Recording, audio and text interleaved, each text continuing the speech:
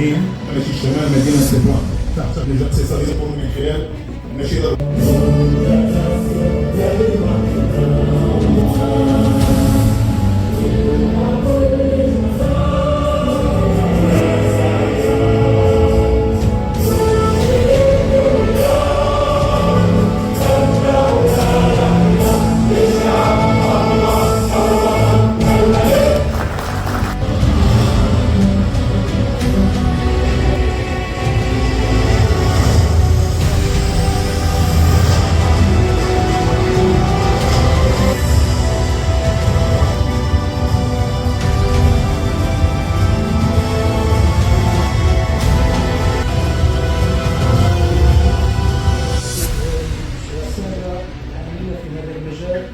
التي تولي اهتمام ريش بالنيابة عن السيد وزير السياحة.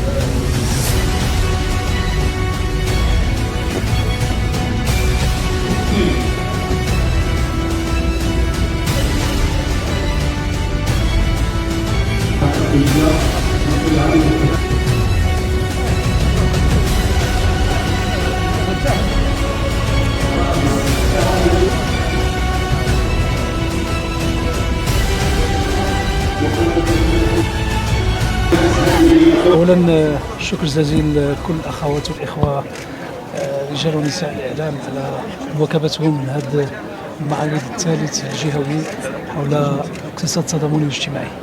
اليوم شفنا قول يعني في افتتاح ديال هذا المعرض تلاقينا مع المهنيين والحرفيين واللي لمسنا منهم واحد الشيء الجميل. هو اليوم كاين ابداع كاين ابتكار. اليوم كيقدموا هاد الناس اللي احنا كمجلس جهه الا انخراطنا اليوم في هذا المعرض الا مواكبه هاد الناس هادو باش يترتقوا اولا بالابداع ديالهم وكذلك نعطوهم فرصه باش يعرضوا المنتوج ديالهم ويعرفوا على الصعيد الاقليمي والصعيد الجهوي وكذلك على الصعيد الوطني باش تكون هناك فرصه ان شاء الله مره اخرى باش يكون هناك تصدير. وهذا من اول حاجه اللي يمكن كذلك اللي يمكن نقولها بان هناك الحمد لله عندنا يد عامله مهمه لا داخل المجال الحضري ولا داخل المجال القروي. هنا المراه القرويه اللي اليوم لابد نرفعوا لها القبعه ونقولوا بان تبارك الله عليك كتعمل واحد العمل جد مهم. اليوم حنا مسؤولين على هذه الجمعيات والتعاونيات باش نواكبوهم باش نصاحبوهم باش يكون هناك يعني ابتكار وابداع.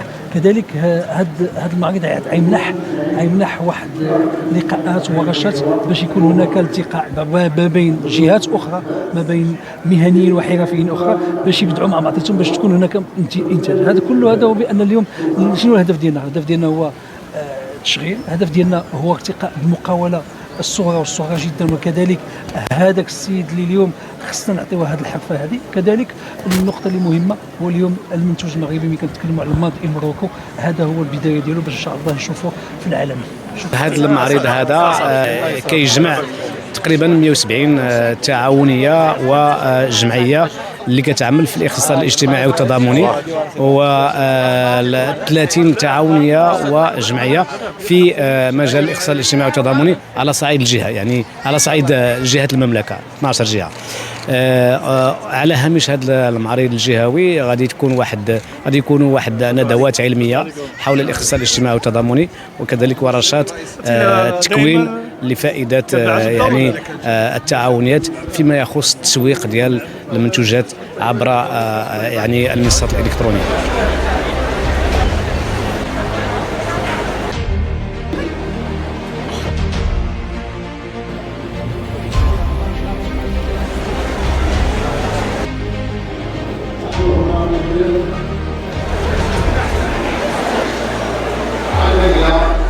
We